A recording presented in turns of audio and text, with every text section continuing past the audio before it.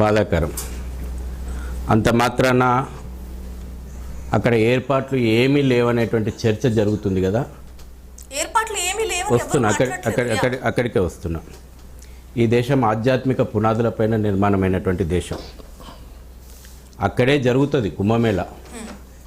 12 సంవత్సరాలకోసారి ప్రయాగరాజులనే జరుగుతుంది. హరిద్వారు, నాసిక్, ఉజ్జయిన్లో జరుగుతుంది. గంగా ఈ దేశమంతా సుదూరమైనటువంటి తీరం ప్రవహిస్తుంది. కానీ ప్రజల యొక్క విశ్వాసము వేల సంవత్సరాలుగా వస్తున్నటువంటి విశ్వాసం ఇది. ఉత్తరప్రదేశ్ ప్రభుత్వము 45 కోట్ల అంచనాకు ప్రాథమికంగా వచ్చి 100 కోట్ల మంది క్రౌడ్ వచ్చిన అద్భుతమైనటువంటి ఏర్పాట్లను చేసింది. నేను స్వయంగా వెళ్ళి చూసొచ్చిన. నేను చాలా కాలం ఆ ఏర్పాట్లలో భాగమైన. ఈ రోజున దేశం, ప్రపంచం, అనేక ప్రపంచ దేశాల జనాభా కంటే ఎక్కువగా ఇవాళ కుంభమేళకు వస్తున్నారు.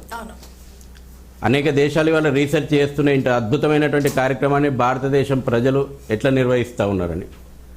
ప్రజల యొక్క భాగస్వామ్యం కూడా ఉంది ఇందులో, ఒక ప్రభుత్వాలదే కాదు. నిన్న సంఘటన జరగగానే మనం చూస్తే అఖాడాల నుంచి వచ్చినటువంటి స్వామీజీలు 144 సంవత్సరాల తర్వాత వచ్చినటువంటి ఒక పుణ్య స్నానాన్ని కూడా వాళ్ళు పోస్ట్ పోన్ చేసుకున్నారు.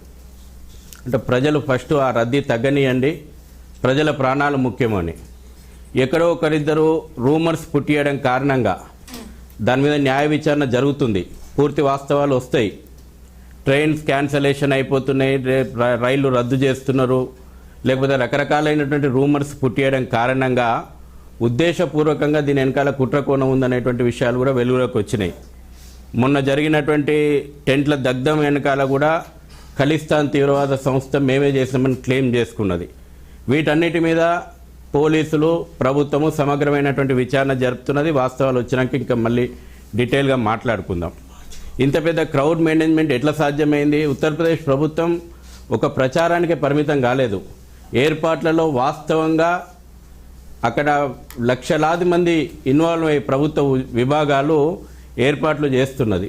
నేను ఇవాళ చాలామంది వాళ్ళ కుంభ ఈ జాతి ఏకతను సాధిస్తుంది. కేవలం కుంభ అంటే ఒక స్నానం మాత్రమే కాదు, ఈ భారత జాతి యొక్క ఆధ్యాత్మిక విలువని వాళ్ళ ఈ ప్రపంచానికి తెలియజేస్తూ ఉంది, విశ్వవ్యాప్తం చేస్తూ ఉంది వాళ్ళ భారతీయ సనాతనమైనటువంటి ధర్మం యొక్క గొప్పతనను. అదేవిధంగా భారత్ను ముక్కలు చేస్తాము, భారత్ తేరే తుకుడే తుకుడే అనేటువంటి శక్తులకు ఈ దేశం ఎన్నటికీ కూడా ముక్కలు కాదు, నా దేశం యొక్క ఆధ్యాత్మిక బలం ఇది అనేటువంటి సందేశము యావత్ దేశానికి ఇస్తూ ఉంది. ఇవాళ ఈ దేశాన్ని కులాల పేరు మీద, వర్గాల పేరు మీద, ప్రాంతాల పేరు మీదన, భాషల పేరు మీదన విడగొట్టాలన్నటువంటి వాళ్ళకు ఇవాళ కుంభ ఒక మంచి మెసేజ్ ఇస్తుంది, ఈ దేశం యొక్క ఏకతను చాటుతూ ఉంది. ఇవాళ ప్రభుత్వం ఏం ఏర్పాట్లు నిన్న నుంచి చూస్తూ ఉన్నాం మేము. ఇవాళ జరిగిన సంఘటన దురదృష్టకరమైనటువంటి సంఘటన, అందులో కోల్పోయినటువంటి ప్రతి ప్రాణము విలువైనదే. కానీ నాస్తికులు, లేకపోతే హిందూ ఏకతను చూసి ఓర్వలేనటువంటి శక్తులు, రాజకీయంగా విమర్శ చేయాలనుకున్నటువంటి శక్తులు, కుంభకై మునుగుతే పాపాలు పోతాయని మాట్లాడినటువంటి వాళ్ళు, సనాతన ధర్మాన్ని ఎరాడికేట్ చేస్తా అన్న వాళ్ళు శ్మశానం దగ్గర గద్దలు లెక్క కార్చుకొని కూర్చుంటారు అన్నట్టు. వాళ్ళకి వాళ్ళ కుంభ ఏర్పాట్ల గురించి చర్చ పెట్టారు. కాబట్టి మీ ఛానల్ ద్వారా చెప్తా ఉన్నాను, 24 సెక్టార్లుగా విభజించి 4000 హెక్టార్ల లోపల కుంభ గురించి ఏర్పాటు చేసిండ్రు. 14 ఫ్లైఓవర్లను ఈ క్రౌడ్ మేనేజ్మెంట్ కోసం ఉత్తరప్రదేశ్ ప్రభుత్వం ఏం చేసింది అంటున్నారు కదా. 14 ఫ్లైఓవర్లను ఏర్పాటు చేసింది, 7 రివర్ సైడ్ కొత్త రోడ్లను ఏర్పాటు చేసింది, 200 కొత్త రోడ్ల నిర్మాణం చేసింది, 9 పర్మనెంట్ ఘాట్లను, 14 కిలోమీటర్ల పొడవైనటువంటి టెంపరీ ఘాట్లను ఏర్పాటు చేసింది. నిన్న ఒక టీవీ ఛానల్లో చర్చ పెడతారు, లైటింగ్ సరిగ్గా లేకుండా ఈ ఏర్పాట్లు చేయలేదని. 1 కోటి లైట్, మీరు ఇప్పుడు శాటిలైట్ వ్యూస్ చూడండి, ఇవాళ ప్రపంచ పటం లోపల ప్రయాగ్ ఒక అద్భుతమైనటువంటి దీపాలతోటి వెలిగిపోతూ ఉంది. 1 కోటి దీపాలను ఏర్పాటు చేసింది. ఇవాళ చాలామంది అవకాశం దొరకగానే కుంభ గురించి తెలియని వాళ్ళు, కుంభకు పోయి రానటువంటి వాళ్ళు దుష్ప్రచారం. 1.5 లక్షల టాయిలెట్ల నిర్మాణం జరిగిందండి. 25,000 డస్ట్బిన్లు ఏర్పాటు చేసిండ్రు. 15,000 మంది శానిటైజేషన్ వర్కర్సు 24 గంటలు కూడా కష్టపడతా ఉన్నారు. ఇవాళ హాస్పిటల్ నిన్న మనము తొక్కేసలాట కాగానే చూసినాం, 10 కోట్ల మంది వస్తారన్నటువంటి దగ్గర కూడా 10 నిమిషాల లోపల అంబులెన్స్లు అక్కడ ఇష్యూ దగ్గరికి పోయినాయి, సంఘటన జరిగిన దగ్గరకు పోయినాయి. అక్కడి నుంచి క్షతగాత్రులను తీసుకుపోయినరు. 43 కొత్త హాస్పిటళ్లను 6,000 బెడ్లతోటి నిర్మాణం చేసిరు కుంభ సందర్భంగా. కాబట్టి ప్రజల యొక్క ప్రాణాలకు, ప్రజల యొక్క ఆధ్యాత్మికకు ఎంత ప్రాధాన్యత ఇచ్చిందో, ప్రజల యొక్క భద్రతకు ఆ రకమైనటువంటి ప్రాధాన్యత ఇచ్చింది. ఆర్టిఫిషియల్ ఇంటెలిజెన్స్ను ఉపయోగించి క్రౌడ్ మేనేజ్మెంట్ ఎట్లా చేయాలనేటువంటి విషయము ఇవాళ కుంభలో అనేక దేశాలు వచ్చి స్టడీ చేసిపోతూ ఉన్నాయి.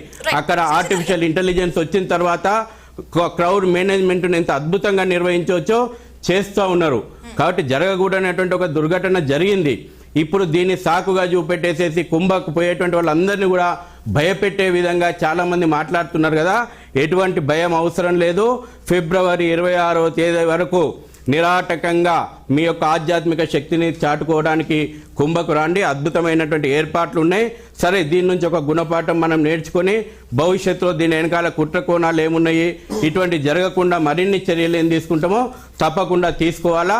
రాజకీయ విమర్శలకు ఇది సరైనటువంటి సమయం కాదు.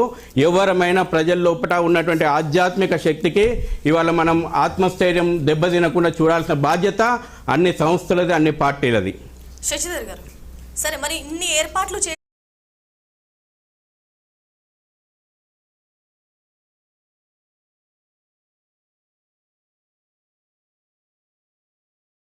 మంటలు వల్ల పూజలు చేస్తూ ఉంటారు, లేకపోతే ఎక్కడో ఒక దగ్గర మిస్ఫైర్ అయింది, మంటలు చెలరేగంగానే అక్కడ ఉన్నటువంటి వ్యవస్థలు పోయి ఆర్పినాయా లేదా? మొన్న మంటలు జరిగినాయి, ఒక ప్రాణ నష్టం జరగలేదు. జరిగిన సంఘటన నేను కాదంటలేను.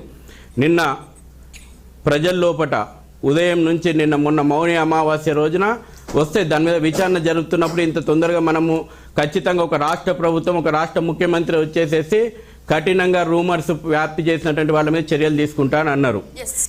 ఎంబడే రైల్వే శాఖ మంత్రి మీరు నిన్నగిన ప్రకటన చూస్తుంటే రైల్వే శాఖ కేంద్ర ప్రభుత్వం ఎంబడే స్పందించి ఒక్క రైలు కూడా మేము రద్దు చేస్తలేము, ప్రతి రైలు యాజ్ ఇట్ ఈజ్గా షెడ్యూల్ ప్రకారం ప్రయాణిస్తుందని చెప్పి నిన్న ఒక్కరోజు మళ్ళీ 360 అదనపు రైళ్లను ప్రకటించింది కేంద్ర ప్రభుత్వం.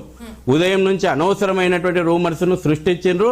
దాని లోపల ఒకటి, ఇంతకుముందు సీనియర్ జర్నలిస్ట్ గారు అన్నట్టు అక్కడ స్థలం యొక్క ప్రాధాన్యత ఖచ్చితంగా ఉంది, కానీ అఖాడాలు చెప్తుంది కానీ స్వామీజీలు చెప్తున్నది కానీ అక్కడే త్రివేణి సంగమం దగ్గరనే చేయాలి అనేటువంటి ఒక సెంటిమెంట్ ఉంది కదా, అది మంచిది కాదు. గంగ మొత్తం ఎక్కడ స్నానం చేసినా పుణ్యమే అని చెప్పి 43 కిలోమీటర్ల పరిధి లోపల ఘాట్ల నిర్మాణం అయింది. కాబట్టి ఎక్కడైనా చేయండి అని చెప్పి స్వామీజీలు కదా ముందుకు వచ్చి పిలుపునిచ్చింది. ప్రజల లోపల ఉన్నటువంటి సెంటిమెంట్ అక్కడే చేయాలనేటువంటిది ఏం లేదు. అది ఏ ప్రభుత్వాలు దాన్ని పనిగట్టుకొని ప్రోత్సహించలేదు. అది వాస్తవం కూడా కాదు. ఆ రోజు మాత్రం పవిత్రమైంది. ఆ రోజున ఎక్కడ స్నానం చేసినా పవిత్రమైనటువంటి విషయము చాలా మంది స్వామీజీలు ముందుకు వచ్చి, శంకరాచార్యులు ముందుకు వచ్చి ప్రకటించారు.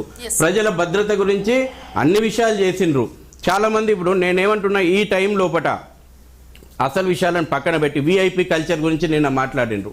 గడిచిన 4 రోజులుగా షెడ్యూల్ తీయండి, ఒక్క విఐపి లేడు, ఒక్క విఐపి లేడండి. ఆ రాష్ట్ర ముఖ్యమంత్రో మాజీ ముఖ్యమంత్రో ప్రోటోకాల్ ఉన్నటువంటి వాళ్ళు పోతే ప్రభుత్వాల విధి అది చేస్తారు. అక్కడటువంటి స్వామీజీలకు ప్రోటోకాల్ ఉంటుంది, వాళ్ళకు ప్రత్యేకమైనటువంటి ఘాట్ ఉంది. చాలామంది తెలియకుండా ఏం మాట్లాడుతున్నారంటే స్వామీజీలో నిన్న ఎక్కడ కూడా తొక్కిసలాట అయింది. అగాడా మార్గ్ అంటారు దాన్ని. అగాడాలు ఎప్పుడు పోతారు వాళ్ళు? సంక్రాంతి రోజు, మళ్ళీ నిన్న, మళ్ళీ 3వ తేదీ, మళ్ళీ వచ్చే నెల 12వ తేదీ వాళ్ళు స్నానాలకు పోతారు. వాళ్ళ గురించి ప్రత్యేకంగా ఏర్పాటు చేసినటువంటి మార్గంలోకి ఉన్న పలంగా మామూలు జనాలు తోపులాటగా వెళ్ళిపోయినరు. అక్కడ పర్మనెంట్ బ్యారికేడింగ్ ఎందుకు లేదు అని అంటే నిన్న జరిగినప్పుడు మీరు చూస్తాం టెంపరీ బ్యారికేడింగ్ తోసుకుంటూ పోయిండ్రు. అది అఖాడాలు ఆ టైంలో రావడానికి టెంపరీగా ఏర్పాటు చేసినటువంటి బ్యారికేడ్ సిస్టమ్.